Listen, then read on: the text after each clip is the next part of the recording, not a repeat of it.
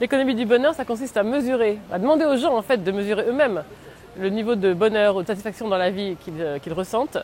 Et ensuite, en mettant ça en rapport avec tout ce qu'on sait sur les gens grâce à des grandes enquêtes nationales ou internationales, d'identifier les facteurs du bonheur, les corrélats. Qu'est-ce qui fait que les gens se disent plus ou moins heureux une année par rapport à l'année précédente?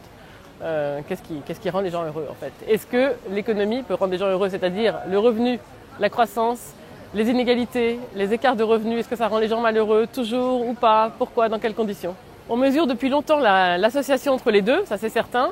Et maintenant, pour vraiment avoir la causalité, on commence à pouvoir le faire par des petites expériences ou par des techniques d'identification que l'on a. La conception du bonheur est sûrement différente selon les pays. Il y a une dimension culturelle, ça se voit.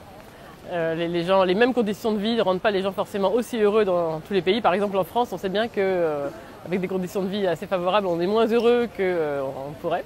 Être heureux, c'est être optimiste. C'est vraiment une dimension essentielle du bonheur, c'est le fait de pouvoir se projeter, d'anticiper et d'être dans un projet dans lequel on se sent porté.